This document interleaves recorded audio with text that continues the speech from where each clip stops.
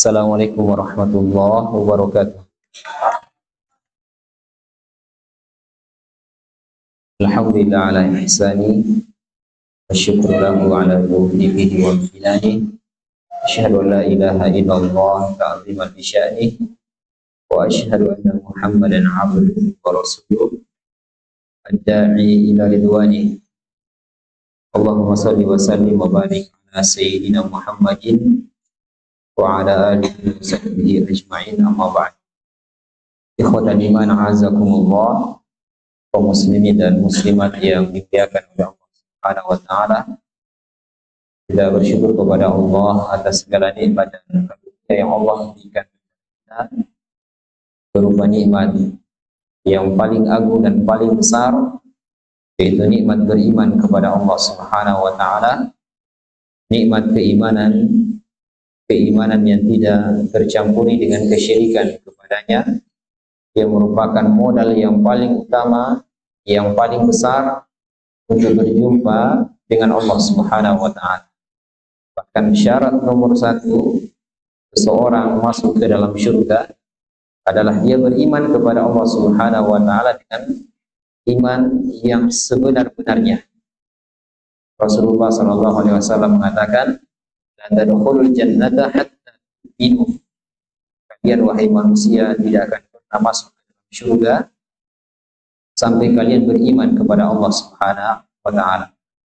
Sehingga nikmat keimanan ini harus dijaga, ya, wajib dijaga, tidak boleh dikotori dengan kesyirikan kepada Allah.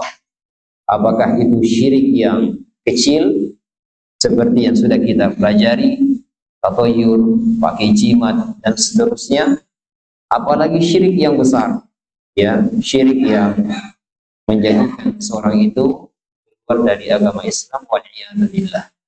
Nasallallahu salama wal afiyah. Kemudian salawat dan taslim kita haturkan kepada junjungan Nabi kita, Nabi Muhammad sallallahu alaihi wasallam. Semoga salam hormat kita tercurahkan kepada beliau, sahabatnya, keluarganya, dan seluruh umatnya hingga hari kiamat. Baik, kita lanjutkan jamaah sekalian faidah dari hadis ini. Ya, ini hadisnya apa? Hadisnya marfu atau hadisnya mauquf? Marfu atau mauquf hadis ini? Hadis dari Salman Al-Farisi. Salman Al-Farisi tentang kata Nabi, dua orang, yang satunya masuk surga gara-gara seekor lalat, yang satunya masuk ke neraka gara-gara seekor lalat. Hadisnya ini marfu atau mauquf?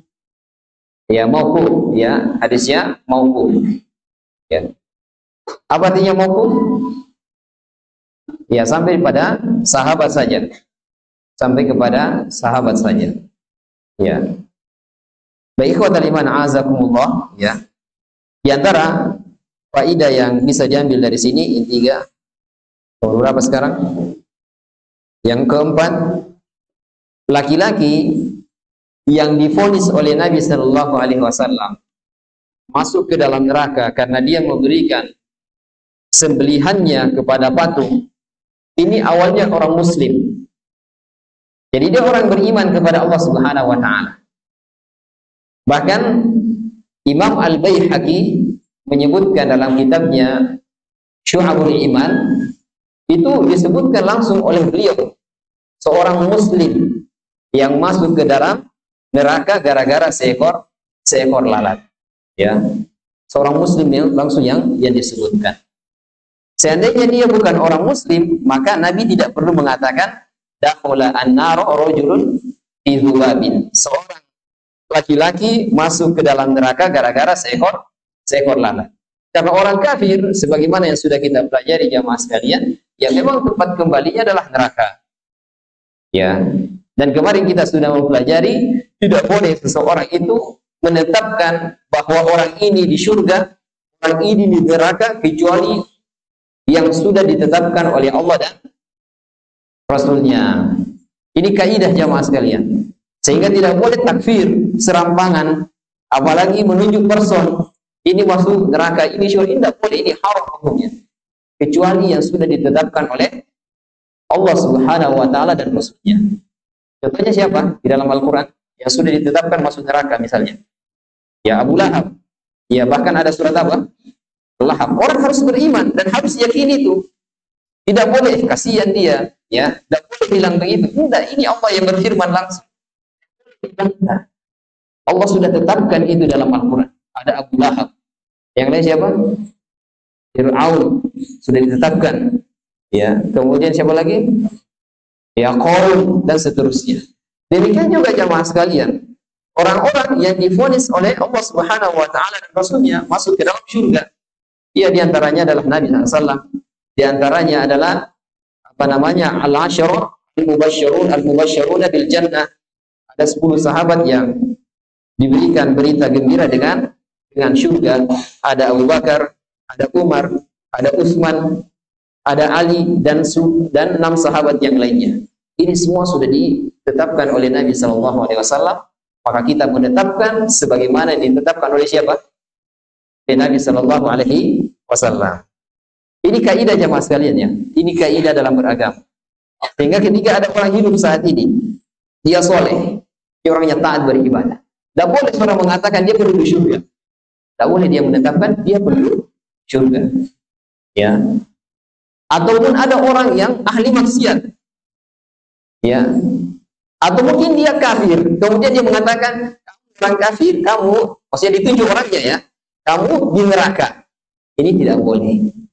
Tapi seorang hanya mengatakan orang beriman berada di dalam surga, orang kafir berada di dalam neraka. Secara umum tidak boleh secara apa? Ya, person tidak boleh. Ya. Baik, kita lanjutkan ya mas kalian. Kayaknya ini sudah ya. Ya.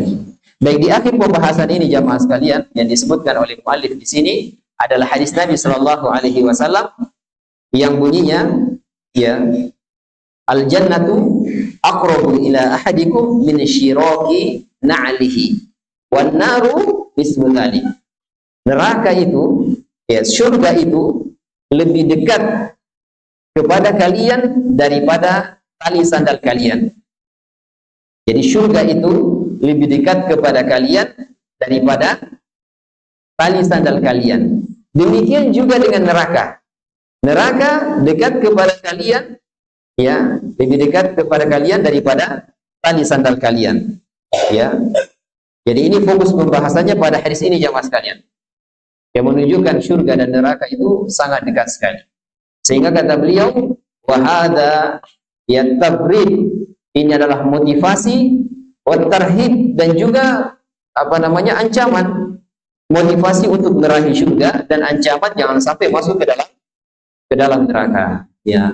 Jadi sekali lagi jamaah sekalian, pembahasan hadis ini tidak boleh memberikan sesembelihan kepada selain Allah Subhanahu wa taala. Tidak boleh datang ke sungai kemudian bawa sesajen, ada suku soko, kemudian kepala ayam dialirkan ke sungai. Ini dilarang oleh Nabi SAW.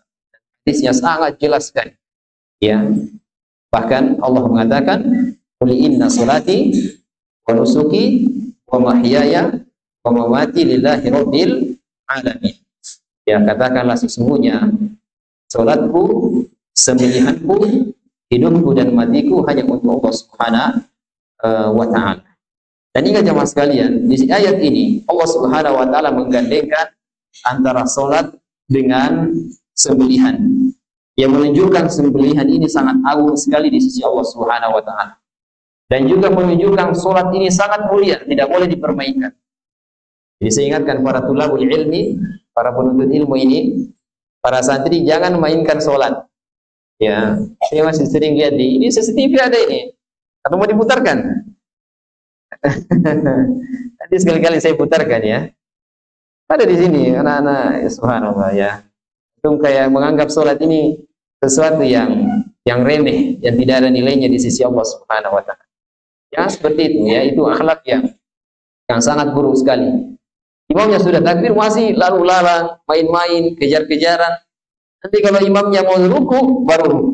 Saya katakan jamaah sekalian, orang-orang yang seperti ini, saya takutkan tidak dapat satu rakaat. Tidak dapat satu rakaat. Anda perhatikan hadis Abu Bakrah, bukan Abu Bakar ya, Abu Bakrah radhiyallahu taala anhu. Hadis Abu Bakrah itu, hadis dia tidak menunggu Tapi dia sujud dari ruku dari pintu masjid masuk ke dalam shaf karena dia memang terlambat. Bukan tunggu imam dulu sampai ruku. Kalau sudah ruku maka ikut ruku. Bukan itu yang dimaksud. Tapi yang dimaksud dia memang punya uzur, dia mungkin terlambat wudu atau pas bangun ternyata sudah iqamah, kemudian dia bergegas ke masjid. Tapi kalau dia tunggu rukunya si imam baru dia ruku, sama dengan sholat apa itu yang panjang-panjang itu, sholat tarawih misalnya atau sholat tahajud. Ini saya takutkan jamaah sekalian dia tidak dapat satu rakaat. Sehingga kalau saya lihat santri ada yang seperti itu, saya tak suruh tambah satu rakaat. Ya meskipun dia dapat rukunya imam. Karena itu tadi, dia di awal memang tunggu rukunya siapa? Di imam. Baik, kita lanjutkan jamaah sekalian pembahasan yang lain, yaitu larangan menyembelih di tempat penyembelihan selain Allah. Larangan menyembelih di tempat penyembelihan selain Allah Subhanahu wa ta'ala. Ya.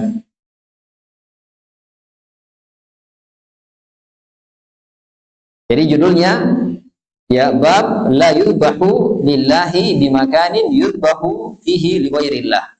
Jadi larangan menyembelih di tempat menyembelih selain Allah Subhanahu wa taala. Misalnya ada suatu tempat misalnya ya, tempat ini sebelumnya sudah digunakan untuk menyembelih hewan untuk berhala. Ya, untuk dewa-dewa.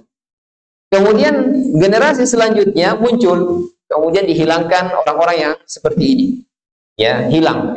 Maka tidak boleh seseorang kurban di tempat itu, akikah di tempat itu, menyembelih kurbannya, akikahnya, hadiunya, ini tidak boleh. Ya, ini tidak boleh. Ini maksud daripada penulis rahimahullahu. Dan penulis jamaah sekalian membawakan firman Allah Subhanahu wa taala dalam surat Taubah ayat 107 sampai 108. Ayat 107 sampai 108. Man yaqra. Man yaqra. Arba'in anta iqra ya arba'in. Iqra. Di surat Taubah ya. Dalam surat Taubah ayat 107 sampai 108. Fadhal ya arba'in iqra. La biduni ta'awud mubashir lianna hadha surat lianna hadhihi surat Taubah. Surat Taubah biduni bismillah. Ta'awud na'am, ta'awud na'am. Nah, fadhal. La takum fihi abad. Bidun tis'at aqwami awwal yawm la takum fihi رجال يحبون الله والمطهرين من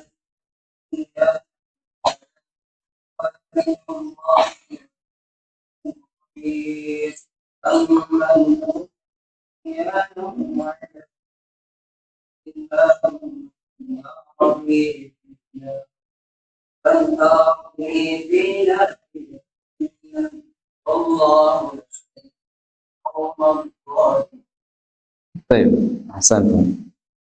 Baik, perhatikan jamaah sekalian dan coba lihat ya kecerdasan dari penulis kitab ini ya, yaitu Syekh Muhammad Ibn Abdul Wahhab. Bagaimana beliau beristidlal dengan dalil ini. Tapi judulnya larangan menyembelih di tempat menyembelih selain Allah Subhanahu wa taala. Nanti kita akan jelaskan. Allah berfirman, "Walladzina ittakhadhu masjidan dirara wa kufra wa tafriqan bainal mu'minin irsadan liman haramallahu wa rasulahu min qabl." Orang-orang yang mendirikan masjid tujuannya untuk kekafiran, kesyirikan. Kemudian wa tafriqan bainal mu'minin, untuk memecah belah kaum mukminin. Wa irsadan liman haramallahu wa rasulahu min qabl, dan juga ya menunggu kedatangan orang-orang yang memerangi Allah Subhanahu wa taala dan rasulnya. Wala yahlifunna in aradna illa al-husna. Jadi mereka mengatakan sesungguhnya kami tidak menginginkan kecuali kebaikan. Jadi orang-orang yang membuat masjid diror, masjid yang mendatangkan kemudaratan, mereka mengatakan kami tidak melakukan kecuali menginginkan kebaikan. Wallahu yashhadu innahum lakadzibun. Allah Subhanahu wa taala mempersaksikan untuk mereka bahwa mereka itu dusta.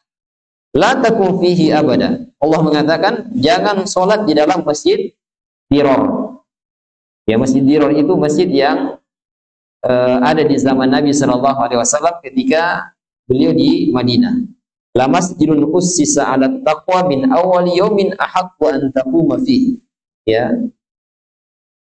Jadi masjid yang dibangun atas dasar takwa, yaitu Masjid Quba, dari awal dibangunnya itu lebih layak untuk disolati di dalamnya. Fihi rijalun yuhibbuna ayyatahharu. Di dalamnya, di dalam Masjid Quba ada orang-orang yang menyukai ya bersuci.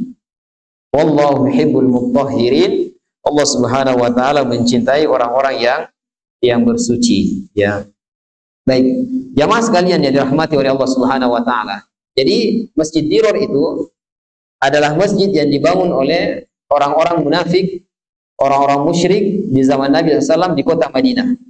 Ya, itu jauh dari Masjid Nabawi.